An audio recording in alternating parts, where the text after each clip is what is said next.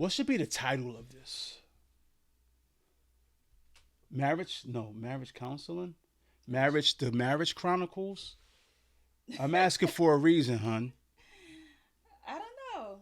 The Marriage Chron. Okay, so this is because I'm the dreamer. This is the Marriage Chronicles, Volume One. Okay.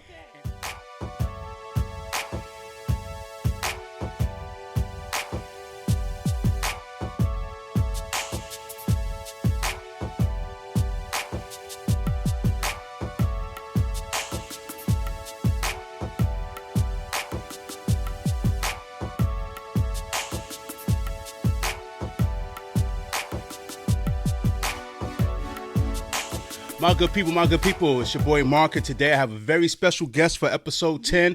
I told you I was going to bring her. I told you, and I came through in the clutch, bro. You can't deny me. When I want something, I get it. She is the reason why there is even a podcast. She is the person, my biggest cheerleader. She is a sexy morsel of a woman. Ladies and gentlemen, my wife, Natalie, has joined the show. Thank you. Babe, what's up? Nothing. I'm just here. How you feeling? I'm feeling good. I want to know. I mean, they don't want to know, but I want to know. How does it feel to be married to, like, by far the sexiest man in the world? I feel blessed. I'm very lucky. Very lucky. Yes, she's very lucky. Yeah, very lucky. All right, babe, listen. The reason why I wanted you on the show today, the reason why it was important for me to have you on the show is because we're coming up on our 12th year of marriage. And I don't know, babe. I think we are at a point where, listen, no marriage is perfect, right? No, not at all. Not at all. But I think we've been married long enough and gotten over some rough times to tell people, what are some keys to, should I say a long marriage, healthy marriage? I would say a happy marriage. A happy. So you're happy. Yes. Yes. So you're happy? Yes, I'm I happy. make you happy? Yes, it's all you. Yes, it's all me. Yes, God damn it. I make her happy. So, babe, but before we get into all that cordy stuff of telling people what to do with their marriage, let's get into a little backstory about our marriage. Now, guys, I'm going to give a little backstory. I met this beautiful lady in 2010. She came and she was doing... she and her friend Jasmine came to my friend Julio's house, and we were doing something that's similar to a podcast, but it wasn't called a podcast yet. And it was 7 brothers, and we felt like we needed a woman's perspective or point of view. So her friend Jasmine came, and because she was skeptical that her friend was about to go up in the hood and be with 7 dudes and that she'd never met in her life, she said, "Girl, I'm gonna come with you." And that is when I first met my wife. Okay, Steve Rogers, wise man number 6. Natalie. Okay, babe. So when you first see me, like, did the sparks fly? Absolutely. None. Yes, spark. A lot of sparks. Yeah. Baby, you're literally lying. You know goddamn well ain't no sparks fly. The unicorn and everything. Rainbows. Ain't no sparks fly. I walked in the house. I seen this Jamaican chick. I didn't even know she was Jamaican, but I seen the black girl. Like, oh great, they got a black girl. And then I don't know. I was on one. I think I said, I'm washing laundry. Let's make this snappy. And then she sat next to me, and By default. by default, I guess they just want to group the 2 miserable looking people together. And she sat next to me, and then something happened, and I'll never forget it. I said a joke, because you know me, I'm like the king of corny jokes, and she grabbed my thigh. She was almost I don't near. remember that. You grabbed my thigh, babe. You was almost near the. Babe, you was this close from the package, bro. Oh, stop it! No, You not was at that all, close. not I at said, all. oh, it's going down. I was like, this is what we doing here, bro? Absolutely not. Absolutely not. That's what happened. That is not correct. So then what did my beautiful wife do? Because she was almost this close to the package, she came back a second time with a friend, and they did a second episode. And how did we start it up, babe?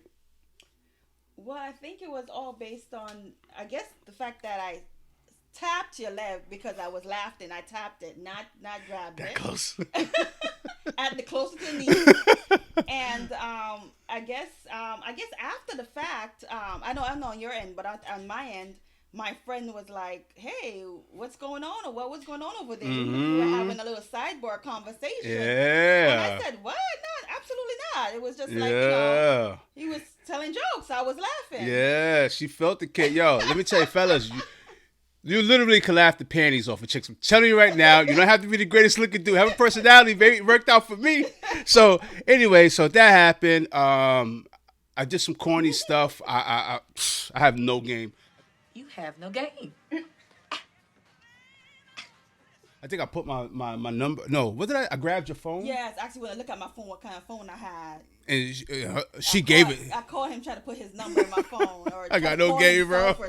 I got no game. That's I'm not right. sure. And I said, "Well, you want my number? Just ask for it. I'll Yeah. give it to you." Yeah, and that happened, and so we. I think I called her. I don't know when, but I called her, and it was literally the worst conversation with a person I had in my life. I was like, "Oh my god!" No.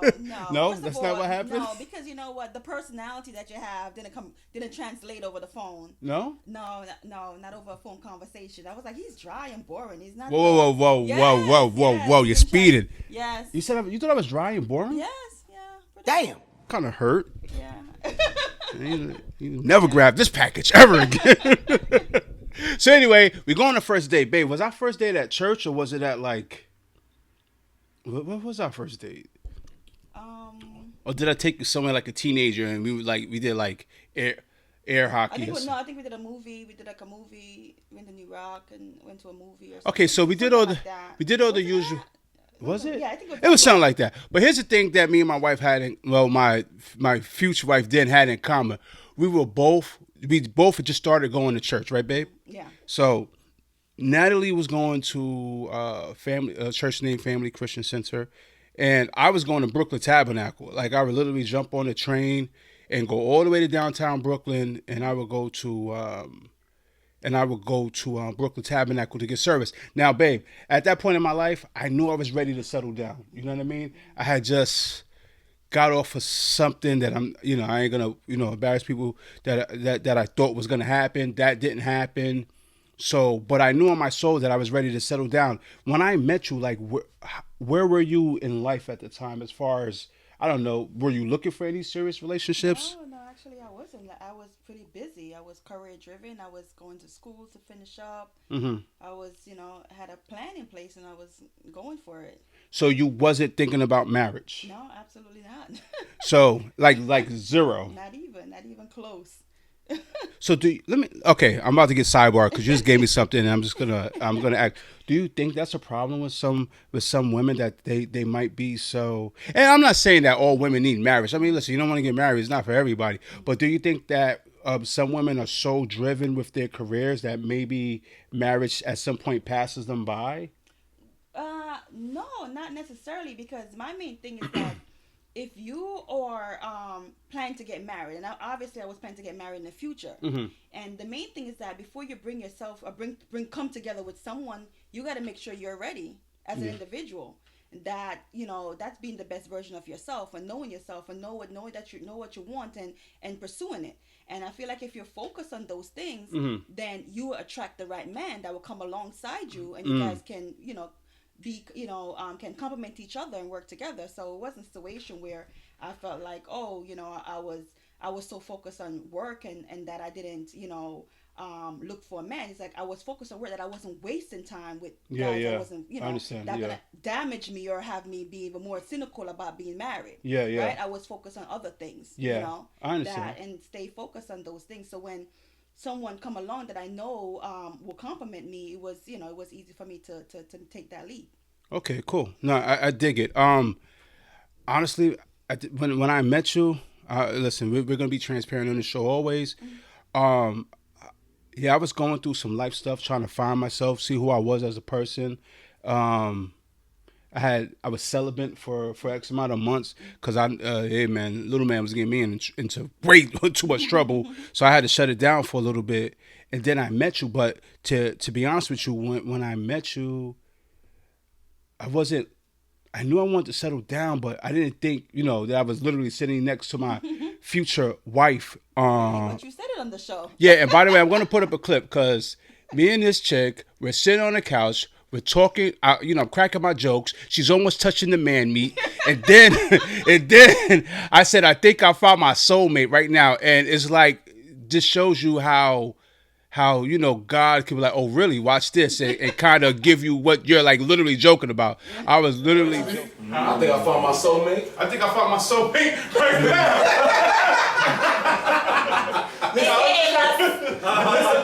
I'll put that right there so everybody can see your pretty face. Yeah, so it's really amazing. Okay, babe. So we started dating.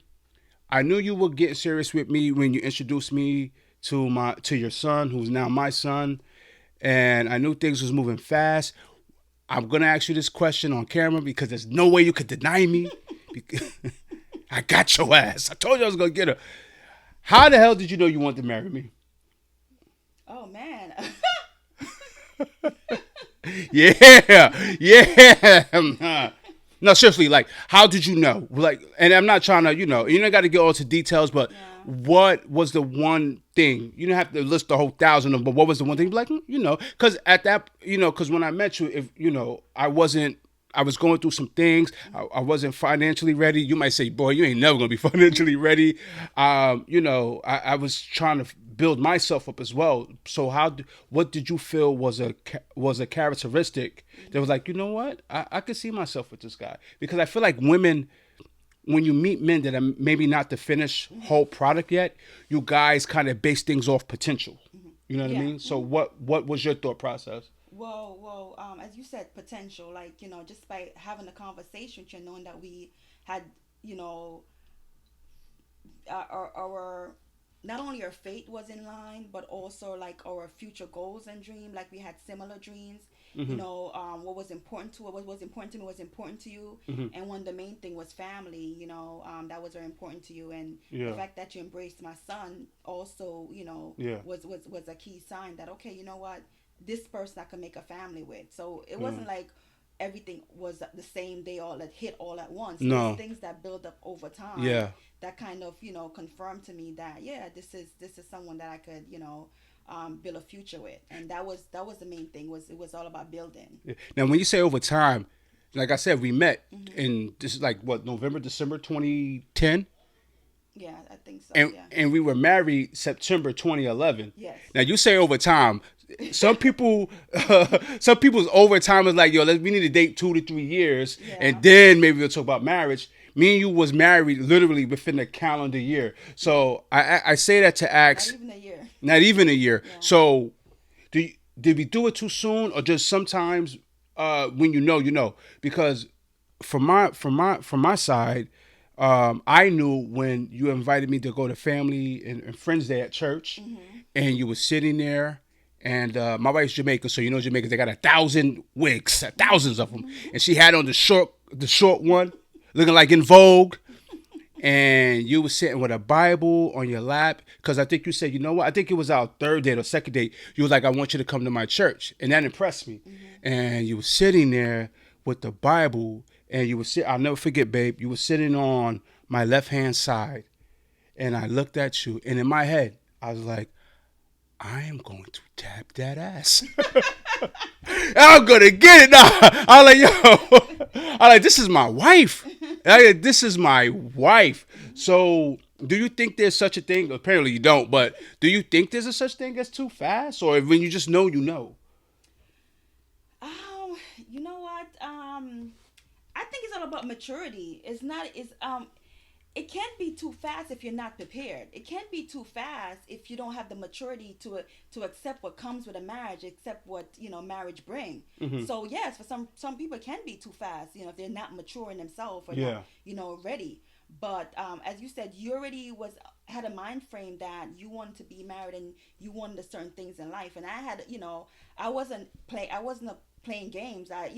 Even though I wasn't particularly looking for marriage, I was a very serious individual. So once I dedicated that, okay, well, let's see what this can bring, and I see that it could bring marriage, then I was moving forward. I was going for it. So that's pretty much it. Is The worst mistake of your life. You married me. I got her. Some may say. I got her ass. And I knocked her up. She goes nowhere. Oh my God. And I knocked up. All right, babe. So we get married. It's a beautiful wedding. Now, fast forward. This September makes 12 years. So now we could talk enough ish to where we could kind of give people, I don't know, some, what do you want to call it, babe? Keys, lessons, I guess marital advice on what can have a happy and prosperous marriage. And the first thing I believe, and I know my wife will agree with me, is faith. Listen, I don't care if you're Christian, I don't care if you're Muslim, I don't care if you're Jewish. You got to have some sort of faith, you know what I mean, in your marriage. Babe, why is faith so important to you, and as it pertains to not only yourself but our marriage? Because it's not even say faith itself, but it's it's the Bible. It's our pastor. It's the fact that we respect the what the Bible say about marriage. We respect what our pastors say about marriage. We respect what God say about marriage, and we use it as a building block to build our marriage. So it's not even a situation where because we have the same faith, because we believe in the ssame things, right? Yeah.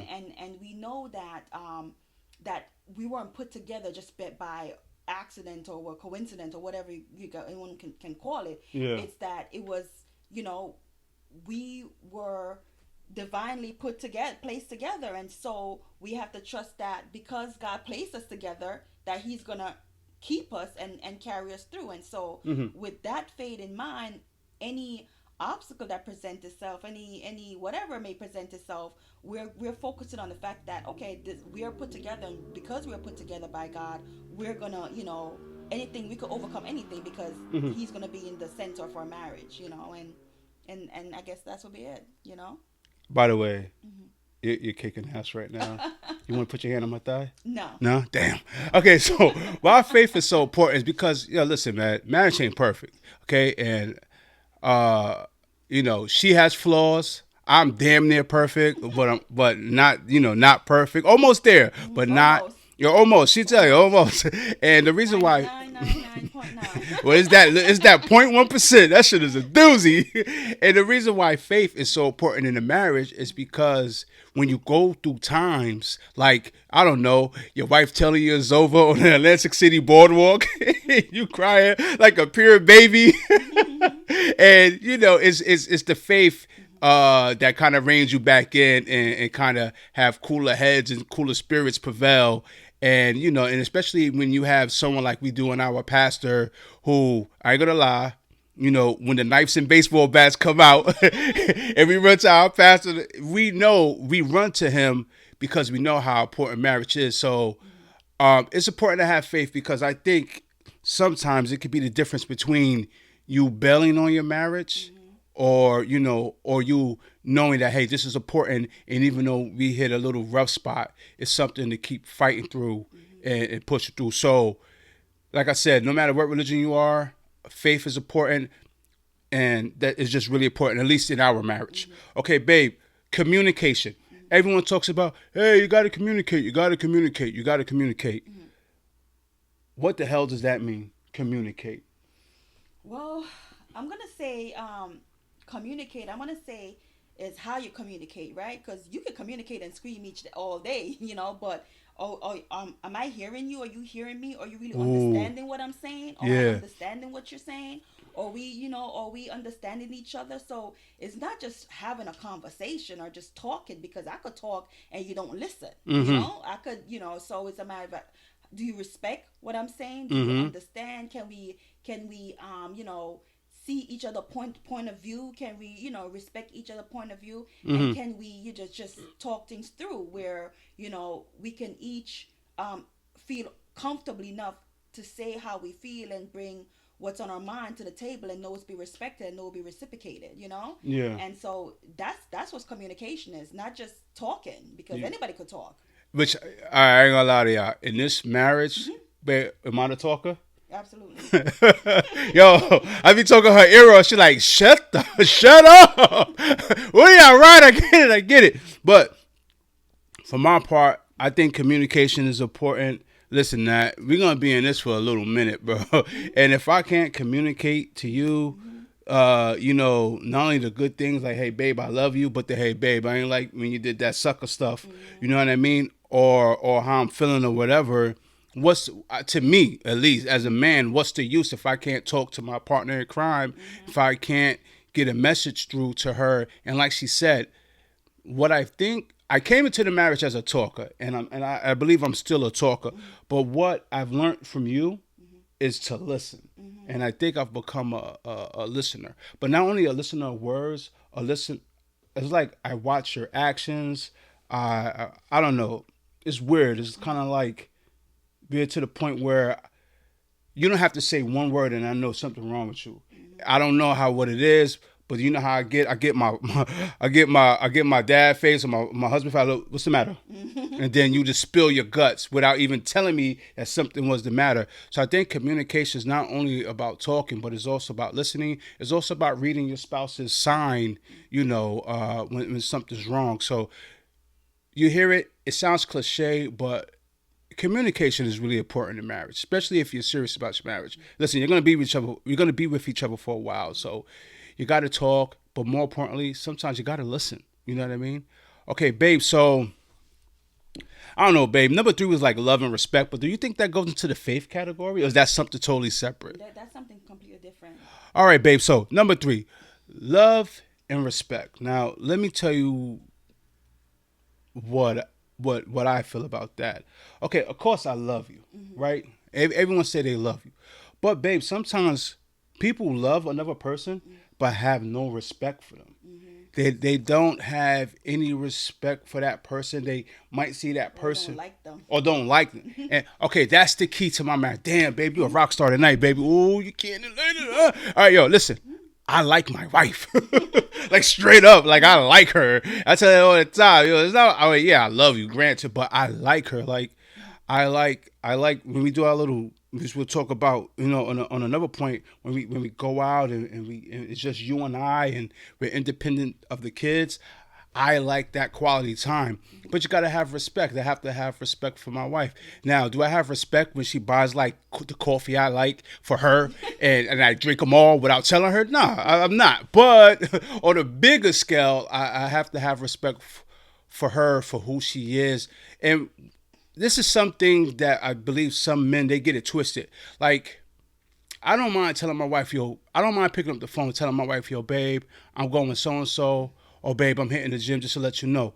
Hey, man, life is crazy and things could happen. Some people might think that's a sucker move, but I don't mind having the respect for my wife to tell her, babe, I'm going with so-and-so. That's not, to me, it's not being a simp. It's just being a real man and letting my wife know, babe, this is where I'm at and this is how I'm moving. If I tell you I'm going to be home at 9 o'clock, but I'm talking crap with the fellas and I'm running a little late, I'm going to show you the respect and let you know, babe, listen. Like the other night, I went out and I hung out with some dear friends of mine. We had a real good conversation. I thought I was going to be gone for a half an hour, but I gave my wife the respect. No, babe, this is a deep convo. It's running a little late. So I just feel like as men, we should have that respect. And it don't make you, any less of a man to have that respect for your wife. On your side, babe, how do you feel like women or you as a woman show respect to your husband? Well, I would say it would just be based on the different version of your husband, right? So like for instance, like So I'm schizophrenic. you know, What else going on over here, bro? different versions that, What? like, as you guys grow and get older, you guys have different, you evolve, right? It's Super, hopefully you evolve, right? super. And now something that you used to like, you no longer like anymore. Something Yeah. that that you just something different that might pique your interest. You just have to just respect that. Listen, Yeah. not because I met you this way doesn't mean you're gonna always be this way. And we're not. We're two different people than Yeah. the people we met. Yeah, For sure. so we have to respect as each other evolve. We have to respect the person that we are becoming and still love and appreciate the person that each of us is becoming in the relationship even as we evolve, because that's the only way we could, as people, we are supposed to be evolve and grow and learn and get smarter. And as each of us grow and get better, we're supposed to respect that new version of our spouse. And that's what And one thing I like about our marriage is that we try to listen, I still gotta be Mark, independent of my marriage, Mm-hmm. independent as a husband, and you still gotta be Nat, Mm-hmm. in whatever form that is, and do your thing. You, I respect you enough that I still want you to be yourself. I need you to still be who you are. I don't want you to feel so suffocated. You know what I mean? I want you to feel like, hey, I want to go I want to go to, you know how girls do like 9 a.m. brunches or whatever y'all do. So, yeah, go ahead, babe, go do that. Or if I want to go watch football with the fellas, yeah, babe, sure, no problem. Of course, but we still have to respect to make sure the other person hasn't booked anything because you don't want to cross book in a marriage. That shit leads to destruction, bro. But, we respect each other enough to give each other some space sometimes when you need it. You know what I mean? All right, hey, how's it going so far? It's going okay. You're doing good. Oh, thank I'm you. proud of you. Oh, thank Yeah, you're turning me on. I love it. All right, cool. All right, number four. Number four is, oh yeah, speaking of turning me on, baby. Listen, number four is key. Number four is, to me, would have been number one. But I didn't want to make Jesus mad. And by the way, if you're seeing this before or after, happy Easter. It's Yeah, Easter happy Sunday, Easter. so happy Easter. And God made human beings to have sex. And that's why it lands on number four, my people. Sex and date nights are important. Babe, I feel like men, we need sex. Do women need sex? Yes. I don't know. You looked a little hesitant, bro. What's going on? I feel like you like. You're trying to trap me here. I'm gonna wrap this show on. It's just been real. Nah, for real. She needs sex now. Yeah, got Right it. now. But not on camera. Listen, we don't do that type of shit here at Don't Kill the Messenger podcast. So, man, listen. All jokes aside, that is being expressive. Is just, hey man, it is what it is. And I feel like men,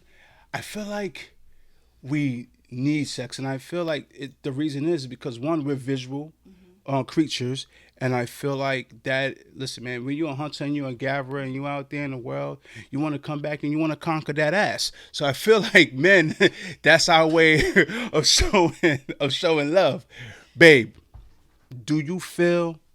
Babe, let's keep it real with the people. We ain't gonna lie. Listen, as you get older, as you mature in marriage, sometimes sex it dwindles.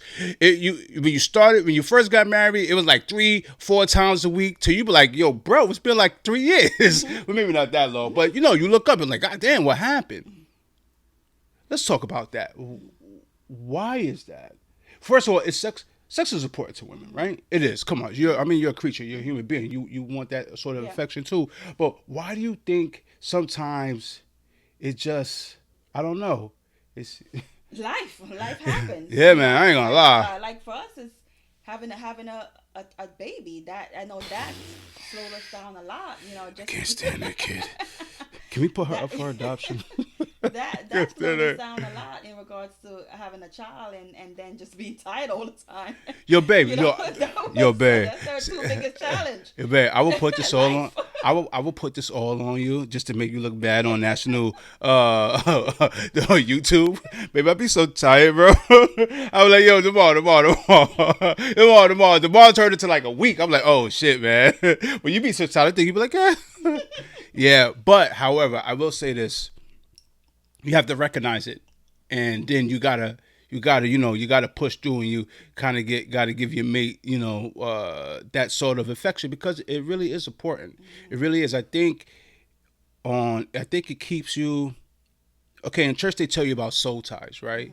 And like if you sleep with like wild different people, how it kind of like ties you to that person. You know what I mean? So if you're married and you have intimate relationships with your spouse, it ties us together. It makes our soul ties get stronger. So I just think it's important. Now, listen, man, life is hard, bro. When you work 4 in the morning, you come home, you gotta deal with kids and all that stuff. I know sometimes that can kind of get pushed to the back burner, but you got to push through, and you got to make time for your spouses in that way. And you got to date each other. Listen, I don't care what no one says. I still treat this chick like she my girlfriend. You know what I mean? She walk in the kitchen, or I see her getting dressed in the morning, and she got something looking good going to the office. I'm smacking that ass. I'm going to treat my wife like she's a pure. All right, babe, I'm gonna say something, but you know what I mean. I don't know. Bang! Come here, girl, you looking good. So not only date nights important, but also treating her like she's your girlfriend. Babe, I love date nights. I love I love we- date we nights. always enjoy date nights. I love it. Now, do we talk about your job 90% of the time? No. Yeah, sure. No. I don't give a hell. I don't care. I'm in these streets, bro. I love date night. Date night made me feel like a pure, like, I don't know, like, you know how when we first met and you would come to the hood and pick me up because I was bum ass. I had no car. You used to lock your doors. And, you know, it kind of like, I don't know, it makes you feel like that. It just feels good when you just kind of, you're with your peoples, man, and you know your kids ain't real. You and your guys can just kind of be you and her, and it's important. Listen, if you have kids in a marriage, which a lot of younger couples do, make sure that if you can, send them to grandma's house, grandpa, tell grandma to come over, watch them for a couple of hours, and date your husband and date your wife, because at the end of the day, you don't want to lose that nucleus, which is husband and wife. It's really important, because one day our kids are gonna grow up, they're gonna have their own lives, and then you're gonna be looking at this chick and you don't, or man, and you don't want to say like, who are you? Exactly. Yeah, like I know her. I know she likes getting slapped in the ass. That's because I date her. All right, babe. Number 5. Realize that you guys, the husband, no matter how perfect he is, and the wife, who I married so she can get her visa coming in from Jamaica. No matter how perfect y'all might think you are, you're not. Number 5, realize that you are both flawed individuals. Natalie, is there such a thing as the perfect spouse or the perfect marriage? Absolutely not. No, there's no such thing. No such thing as all. No such thing as all. There are things about my wife that she probably didn't know until she moved this 6'1" mongrel into a house and was like, oh, yo, babe, I ain't gonna, okay, let's be real. Babe, remember our first year of marriage? Yeah. It was horrible. It was yeah, not horrible, but it was. Babe, no, it was horrible, babe. It was. Babe, no, It was challenging. Well, There was challenges. It- There was challenges. no, that yeah. shit was horrible. It was horrible. I used to go back to the block and was like, yo, what did I do? It's not the chick I met on Julio's couch. Who is this? But it was challenging. Why? Because you are literally two flawed people that are now trying to become one. Yeah. And now you and all that dating stuff and going to Nick games for dates and going to church and everyone's looking all proper and pristine. Now this is how you know you're really married. The wedding's over, baby. You're back from DR. By the way, DR was horrible. We'll talk about that at another show. Got diarrhea. Had to go to the outhouse. It was a whole problem. But anyway, when you're finally married, that's how you know that, you know, oh wow, this is real. What, baby, and keep it real. Trust me, I love you. This is a podcast, baby. We talking our stuff. What was one of the things about me that bugged you in the beginning? Let's keep it real. The tickets, parking tickets. That's what we're doing right now. You gotta be real. I know, but you. All right, baby. Talk about the parking tickets, girl. Oh my god. Nah, I was bad with them. Yeah, like you get one ticket, $50. Next thing I know, it's $600 for one ticket because someone forgot to pay it. Oh, and just man. hide it. Hide it. Just pay it. I know. I couldn't help it, man. I felt like I had to be. I don't know why I just didn't pay them when I got them. You know what I mean? But I used to literally hide them from my wife, and she would find them, and then she would come with that whole Jamaican look and just be so disappointed. Which, in hindsight, she had every reason to be like disappointed. It was like, what are you doing? You're a grown ass man. Pay the goddamn parking ticket. But I ain't gonna lie to you. I was a little immature when I met you. I guess you could say that. I did not even guess I could say that. I was legit immature. I didn't, you know, babe, when you get married and you think about what marriage is, you think about like, oh, I'm going to have sex all the time. Oh, I got a chick. Oh, we're going to do this and that. And then when you get thrust into it, you realize, no, bro, it's not about unicorns and you know, all that rainbows. Nah, it's legit grown up, Real life. adult, real life. And this marriage forced me to grow up. I couldn't be so loosey goosey. I you know, I couldn't. I could not do things and just be like F it, you know what I mean? Because I had people that was attached to that F it. And it was dependent on you. And it was dependent on you. And if you're a man, and if you're a man of integrity and some sort of character, you don't want to carry yourself like that. So yeah, you're not perfect, but you have to realize that, this woman who I just told the big man upstairs that I was going to protect, that I was going to hold down, that there's certain things I was going to do as a husband. And not to be chauvinistic, but the husband is the front line of defense, bro. Someone come breaking in this house, what I'm going to do? Yo, Nat, go handle that? No, it's you. But it's not only the defense of that, it's the defense of the finances, which I still probably could get a little better, but that's why this is the CFO. I'm smart enough to know now that she knows better than me. And that's key in marriage. You got to know when you're flawed. And shout out to my executive producer who gave me this note. Thanks, Jazz. You have to know who's weaker and who's stronger in certain things.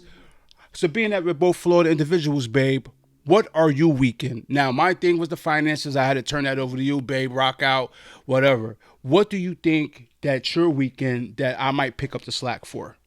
Well, to be honest with you, I would say that you are the visionary of the family. Ooh, I love that shit. Like touch the thigh. yeah. So like, you will have a vision of what you want for us or a dream, whatever. Yeah, and I'm the practical one. I'm like, okay, babe, let's see how we can make it happen. Or but I would never think of certain things or start dreaming of certain things or whatever. But yeah, you get the vision, you get the dream, and you see the bigger picture. And then I'm the practical one that said, okay, let's make a checklist and make it happen type thing, right? So I'm the dreamer, you're the dream maker. I'm being real. She make dreams happen. So that's how we kind of, so that's where my weakness is, where I'm just, I'm so practical to the fact that if it's not black and white, I probably can't see. So what she's trying to say is that she's square. Go ahead, babe. Continue. You're square. You're square. So you need somebody who can see beyond the, the black and white and the checklist and the everyday Monday tasks. It's just someone that can see the bigger picture. So yeah. I love you. We're gonna be great, bro. We're gonna be great. We're kicking ass. By the way, you're rocking and rolling again. We're almost done. Okay. We're only on. Hold on, babe. I'm confused. We did five keys. Okay. Didn't we? But now we're gonna give you number 6 because we're on a roll. So this is 5 keys plus 1. There you go. All right, this is the last one, babe. Whatever you do as a married couple, whether you're newly married or whether you're OGs in marriage or you got double digits in, don't let people into your marriage. Hon, have we ever let people into our marriage? I don't think so. I don't. Well.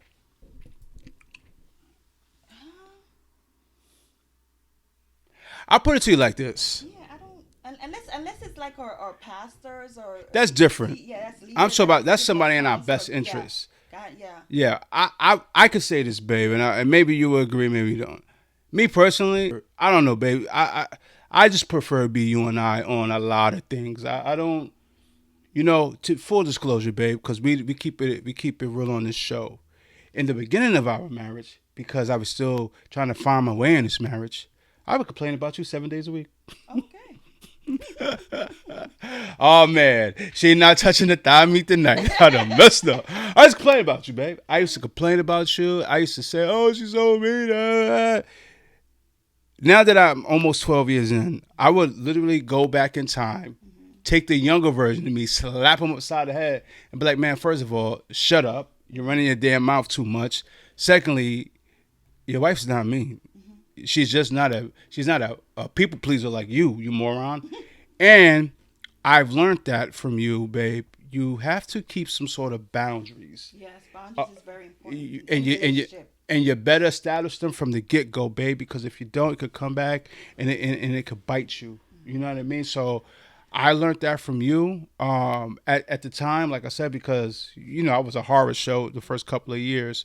Yeah, man, you got to set boundaries, man. You can't let everyone into your marriage. You can't tell everyone, even though you know, a lot of people are rooting for you, or they say they are. You can't let people know about your dreams and your hopes, and whether it's investments, whether it's, I don't know, whatever. Sometimes, man, it's just you and me, and we just gotta rock out like that. You know what I mean? So, babe,